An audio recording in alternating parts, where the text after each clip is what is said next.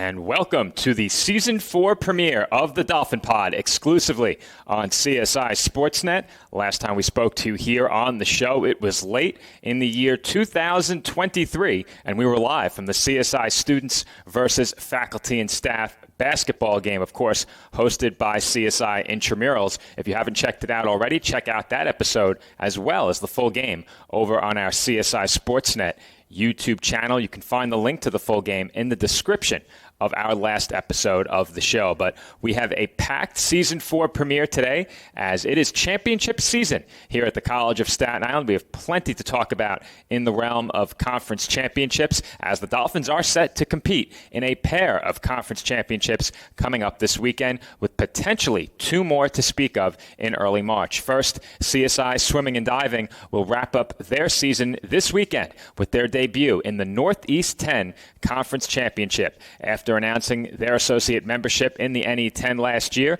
the program has been impressive in their first season as part of a new conference. Throughout the season, the Dolphins scored numerous conference accolades, including Rookie of the Week, Swimmer of the Week, Relay of the Week, and Diver of the Week honors. However, their success extended beyond the pool, as 19 CSI student athletes appeared on the Northeast 10 academic honor roll.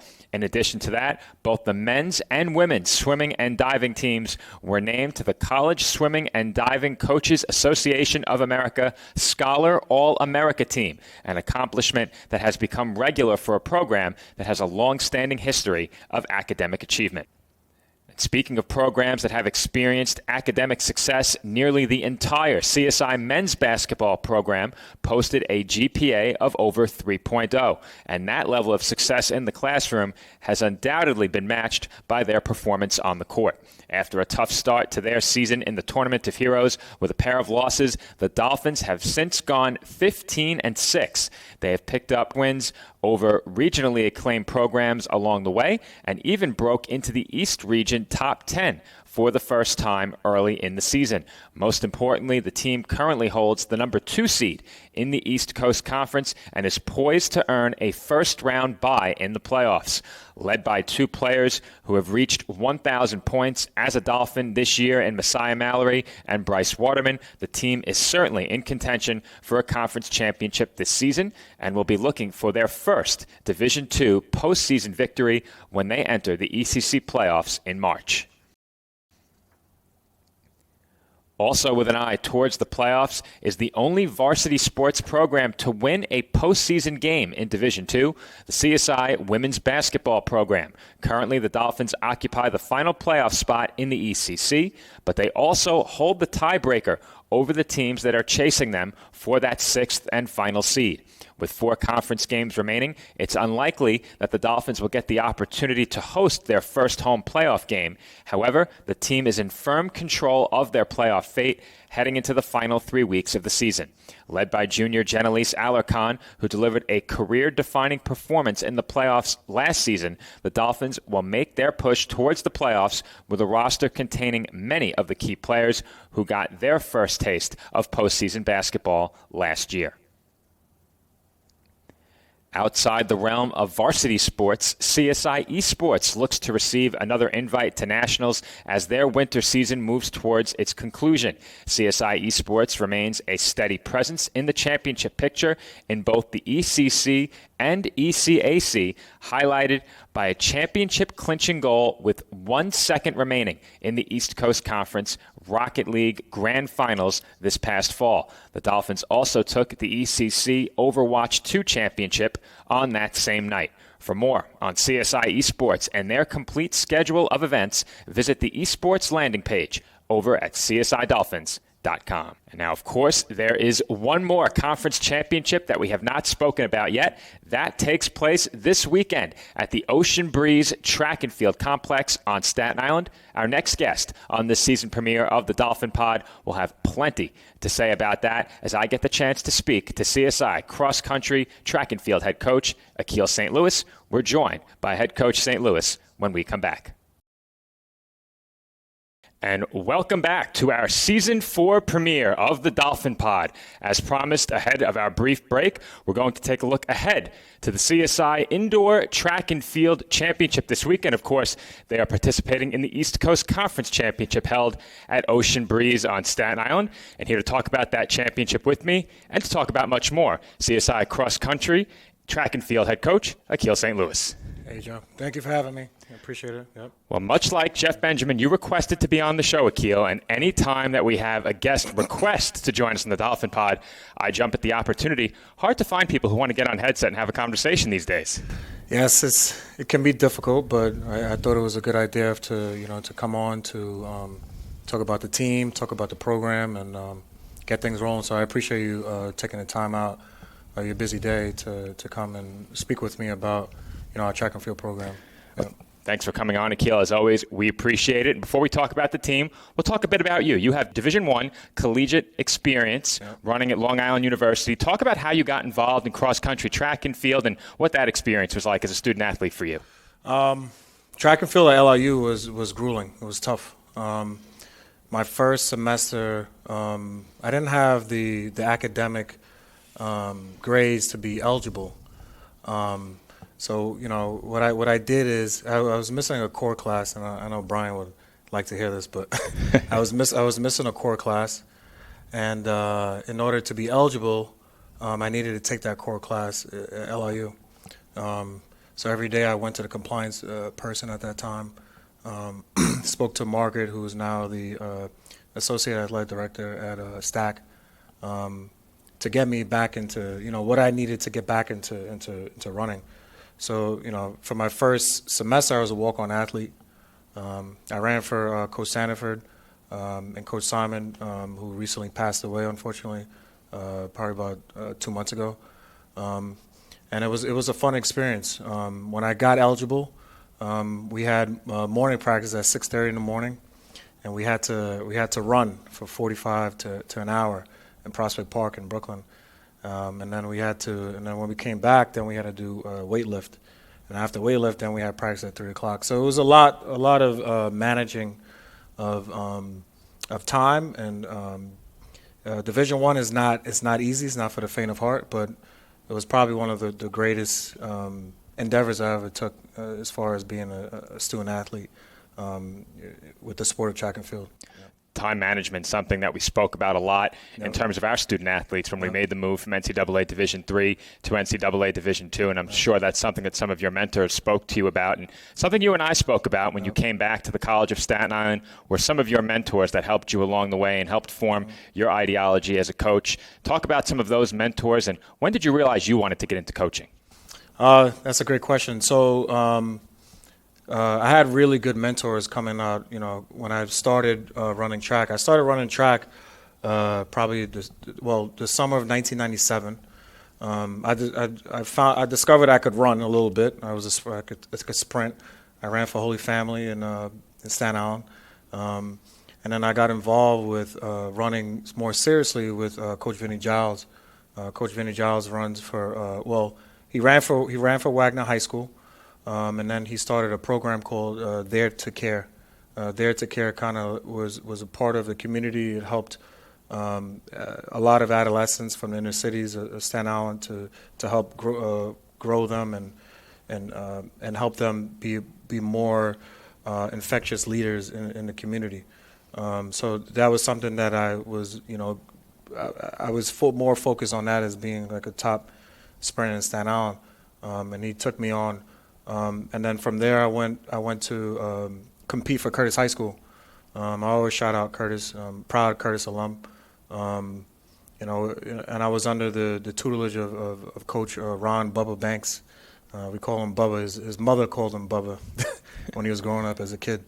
And then from there, I got involved with when I was at LIU. I had a teammate by the name of Jeremy Alvarez.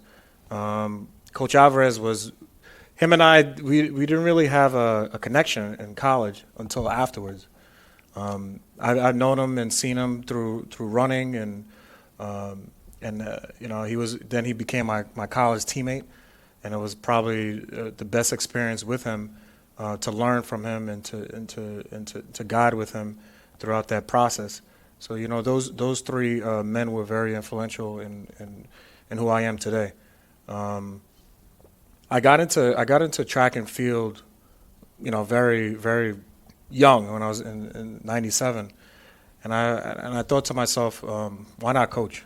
So I took a major and minored in coaching and conditioning at LIU, and was under the kind of like the tutelage of Professor Eugene Spatz, who also told me that you have a kind of like calming acumen to coach and to do things for the community, and I was like, I don't think I could do that, and he kind of like just kept pushing me, yo, you should coach.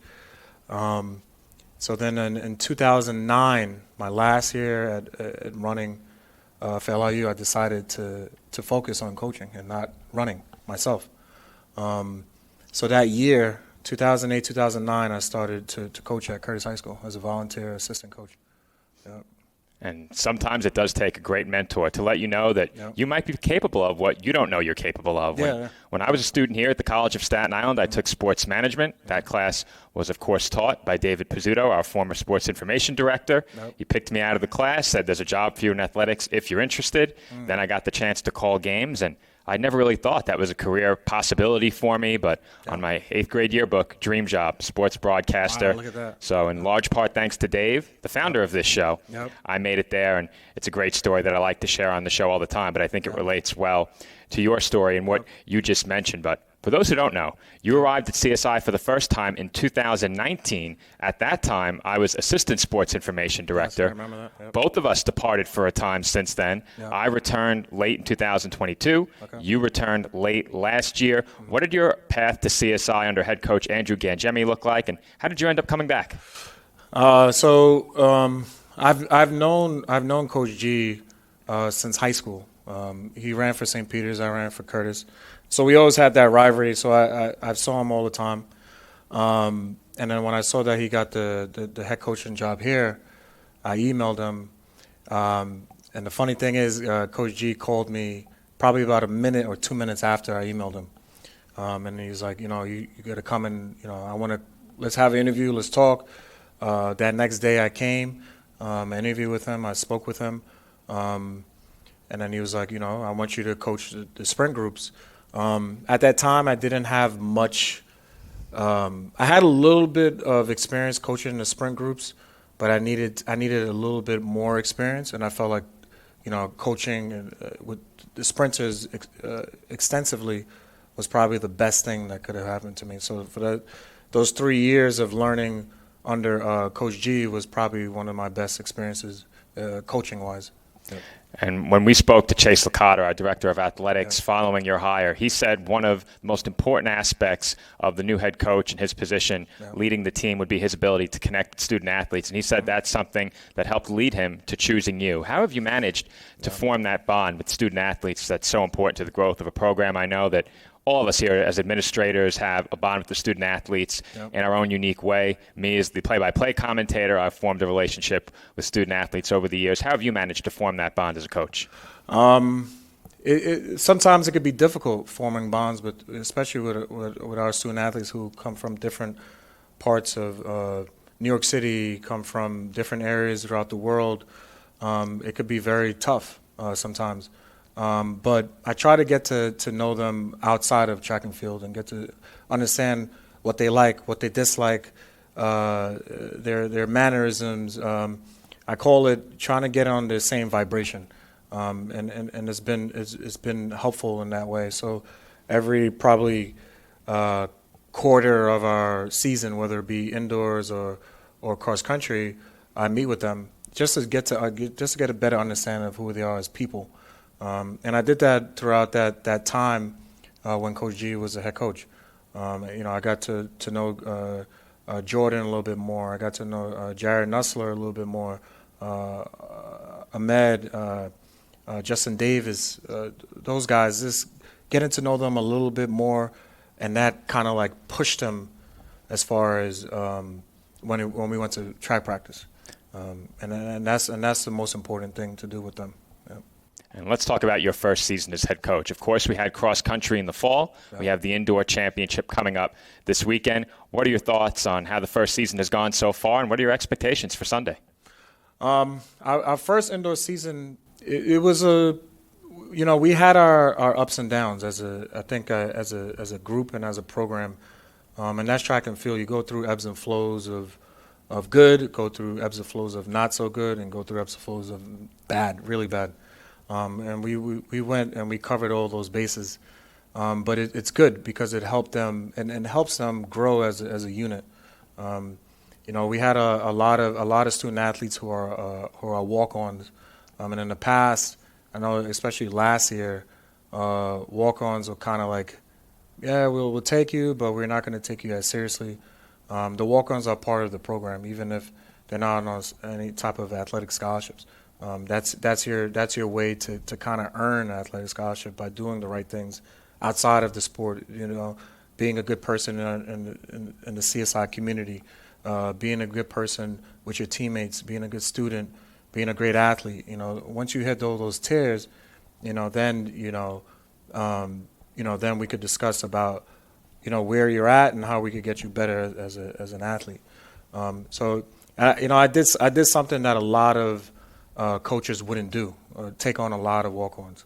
And I felt like that was important to kind of bridge the gap between our regular academia CSI community and our athletic community, and kind of unite those bonds and ways to kind of help grow the program. And it's been working, but sometimes they're still trying to get the nuances of it. Some of them haven't ran in 3 to 5 years. Let's say Ryan Tierney. Ryan Tierney was a Manhattan College guy. He ran for Manhattan College for 4 years.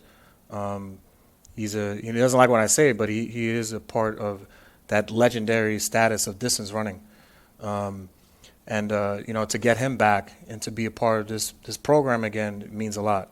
To get back Eni, who's a sprinter for Port Richmond, top PSL sprinter, to get her back means a lot. She was a cheerleader. To get Vincent, they call him. He wants to be called VI. He's probably going to kill me when I said that. But to get VI back, it meant a lot to me. It meant a lot to the program. So we getting all these, these kids back to cultivate and build up the program as well. So it takes time. It's going to take time, and that's one thing I told Chase. It's going to take about 3 to 5 years to build a program and do it the right way. So we're on the right path, but there's still things that we need to fix and to relearn as a group. And I think that leads perfectly into my next question. Something that you stressed when we wrote your hiring article and you and I got a chance to speak was patience. Now, patience can be very tough to come by in what is undoubtedly an instant gratification society that we live in. But how have your student athletes responded to that approach, and are you seeing some of the benefits of that already? Yeah, we're definitely seeing a lot of benefits happening. For one, Angie's I call them leaders. I don't call them captains. And the reason why I call them leaders is because I want them, to be leaders not for the program, but be leaders in your community, be leaders on campus, to be leaders outside of campus. And then, she always tells me, patience. It's all about patience. That's what she texted me yesterday. And that's something that I've been pushing and trying to get them to understand that it's okay to be patient. It's okay to learn and to grow and to get to understand who your coaches are. Like our throwers group, I'm very proud of them. Our throwers group has been through a lot. Ava, Skylar, Kat, Dom, that whole entire group. I see them and I see that they have the patience component that a lot of student athletes don't have, and so I want them to kind of learn and teach the other student athletes that, hey, this is what you need to do in order to get better, in our sport. So it's coming along and it's taking time, and You're right. We are in a self gratification era. Just a bit. Yep. Through social The social media era, Yeah, exactly. yeah, Great yeah. minds think alike. Yep. So we're getting there, and it's going to take time, but through hard work and just being dedicated to the sport, things will pay off.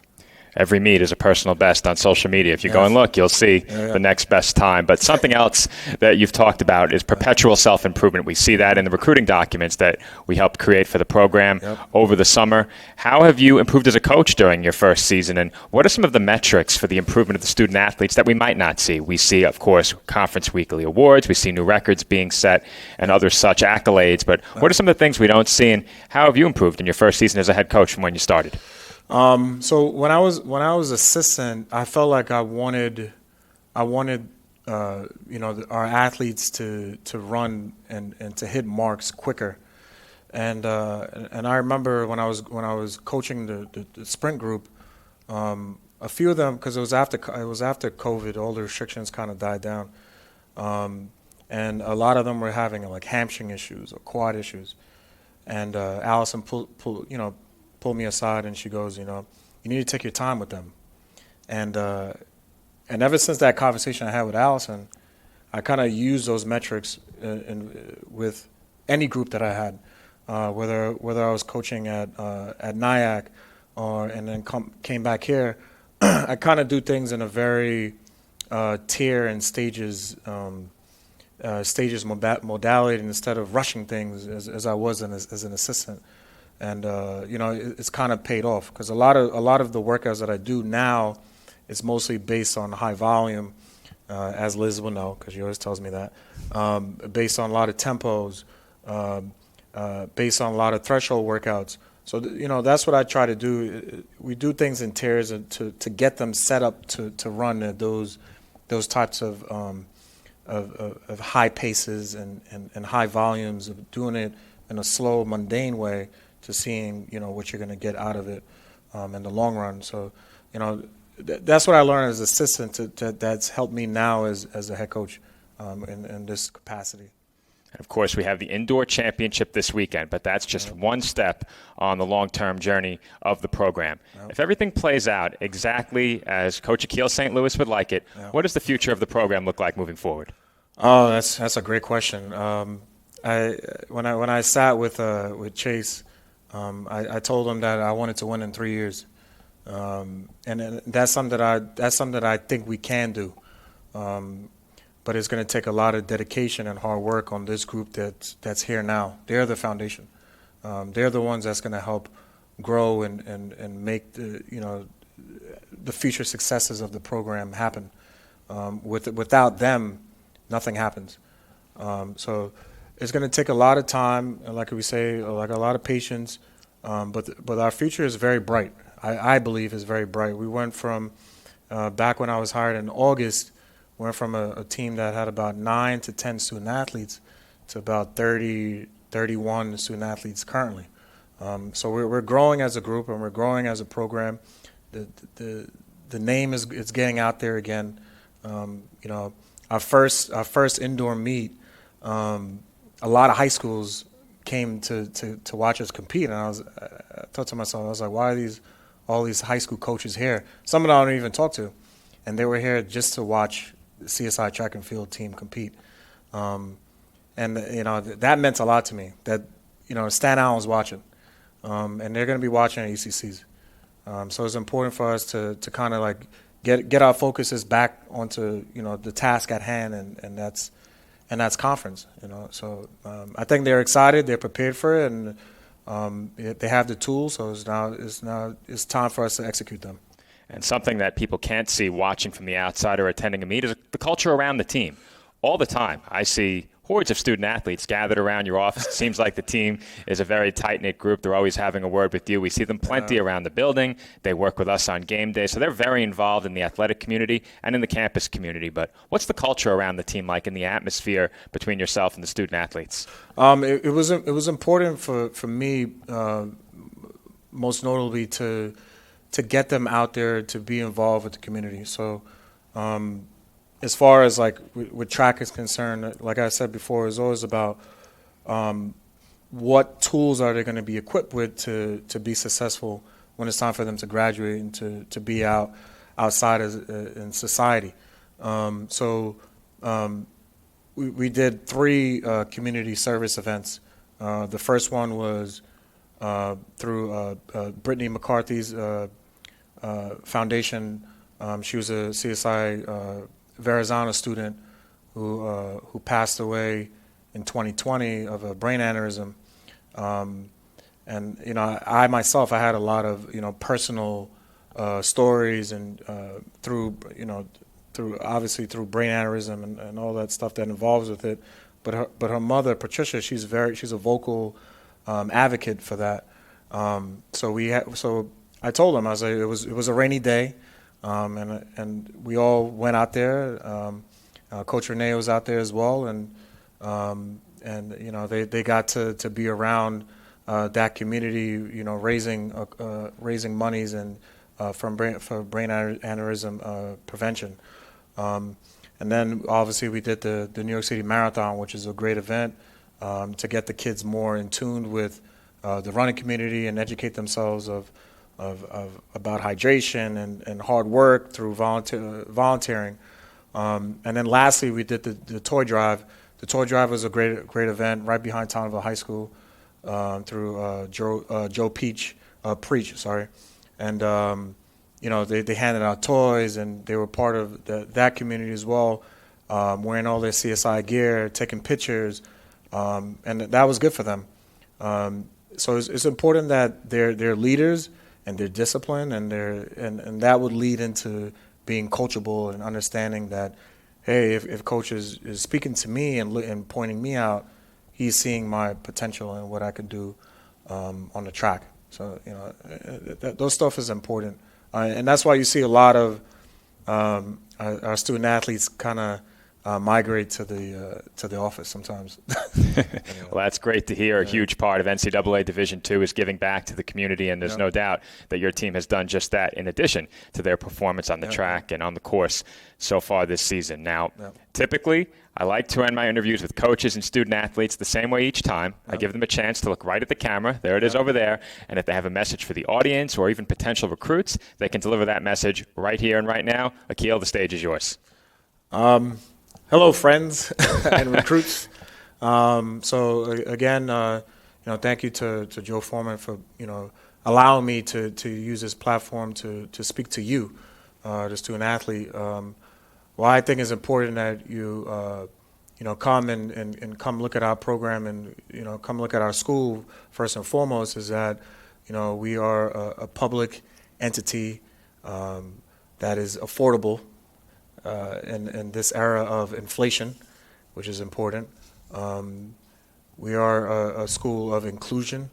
I myself is a big believer in that. We have a lot of different student athletes from all diverse mental pots who are part of this program and want to grow and want to be a part of something great. I myself and my coaches, who are Coach Renee Enriquez, our throwers coach, Coach Jarrell Wisdom, our sprint coach. We are all 3 coaches who are empathetic, who understand you as a person, you as a student, you as an athlete. We want to help grow you and help you be successful in our sport. So, I've been out there. I've been to Ocean Breeze. I've been to Toms River. I've been to the Armory. I've been to Clove Lake, all these meets, Van Cortlandt Park, trying to get the name out and trying to use our branding to help you be a part of our program and be a part of our family. So I hope this message allows that for you to be a part of something great. And of course, here at CSI, there's also always the opportunity to be on CSI Sportsnet as a part of the Dolphin Pod as well. Something else to look forward to? We have some great gear as well. Don't overlook the merch and the great gear you'll receive as a student athlete here at CSI. But all kidding aside, Akil, thank you so much for coming on.